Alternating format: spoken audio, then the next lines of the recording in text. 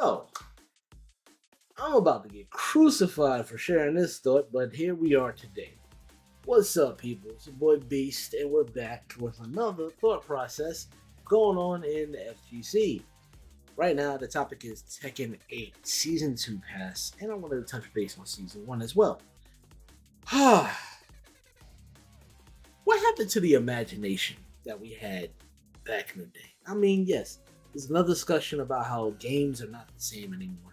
It used to be chances, interesting, weird characters, just fun. But now that everything is mostly esports based or competition based, there seems to be a level of seriousness that's ruining the fun in video games now. We got more sponsorships than ever before in all our games, mostly fighting games where you see Uniqlo sponsorships, movie tie-in sponsorships, clothing, Nike, or whatever. And yes, I'm talking about Tekken 8 recently, recent events, where yes, they're trying to make it more like a virtual world to pay off whatever. I don't know.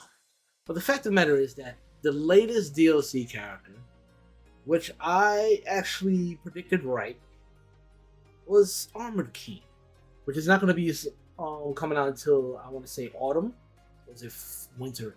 Either way, Armored King is announced as the next DLC character. Why is this a problem? Some fact is that when you look at Tekken 7, these characters that have been added, like Anna Williams, then we got Fukurum. Fukurum was a DLC character. Lydia was a DLC character. It's just sad that now we rebuying characters that were DLC characters from Tekken 7. Why is this happening? What happened to the imagination, the originality? You brought out an original character with a Mishima. Can't remember her name right now. I should know her name right now. But yeah, you got a few original characters, some returning characters. Even, I know you're not about giving fans what they want, but at least bring out characters.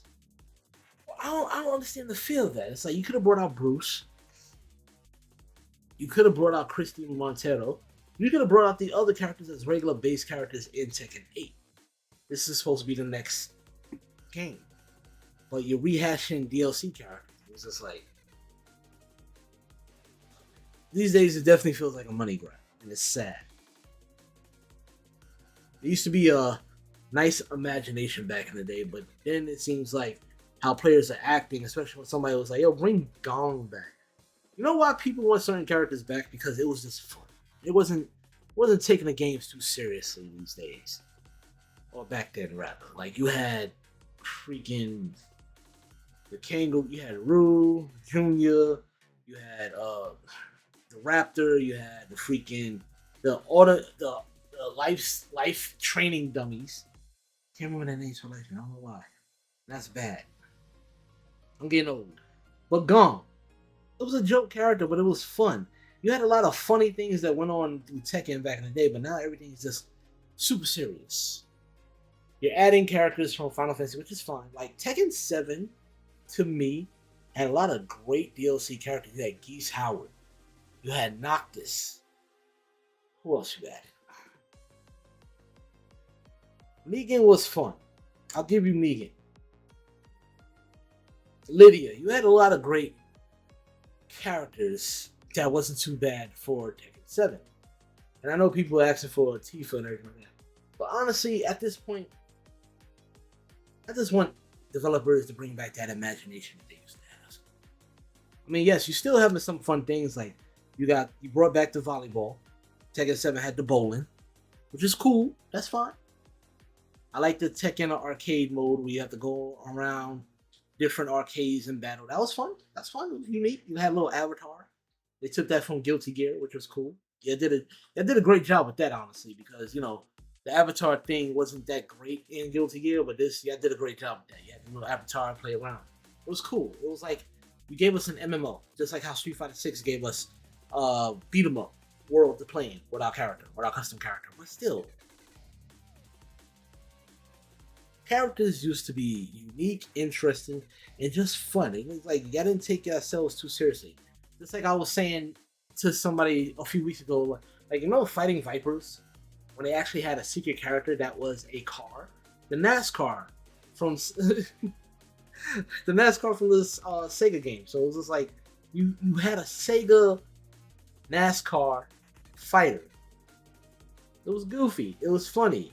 Nobody really cared that much. Then you had like chibi characters like Virtual Fighter Kids or Super Gem Fighters. It's just we had goofy times back then. Now everything is just a little bit too serious for me. And I'm just gonna talk for myself. I can't really speak for many others. I only know a few other people that feel the same way as I do. And you're not liking what direction. Like I didn't care about the update too much. It was just something that to get used to. But when it comes to the money that you have to put into these games, and yes, I paid for the deluxe edition. I think it was deluxe edition. Whatever was the $100 one for the Tekken 8. Because I believe in Tekken 8. I like Tekken 8. I platinum did again. I got 100. I did everything in the game. It's not that hard. It's not something to boast about. It's not that hard. But it's just fun. Tekken, I like 3D fighters more than my 2D fighters. But now it's just like, I'm not saying y'all going the way of DOA 6, but whoo Lord, it's getting to me like when I'm just like, am I gonna get these DLC characters? Probably not. Because I'm waiting for something interesting. You gotta impress me. Personally. I can't, like I said, I'm not gonna speak for everybody else. I'm not anybody else's champion. I'm just going by my own perspective that I'm seeing what's wrong in my eyes at the moment. And it is what it is. I understand that some people are overjoyed by Armor King, but I miss the joy and imagination that developers had with video games. It's not there as it used to be, and that's sad. But let me hear your thoughts on this subject. What do you feel about the DLC characters for Season 2 and Season 1? How do you feel what's going on with the FGC at the moment? I mean, there are still some good gems out there, so not too bad, but it feels kind of sad, in a way. So let me hear your thoughts. Comment below, please. Well, let's discuss. I want to have a nice discussion about this. I want to hear your thoughts. Maybe you can convince me otherwise.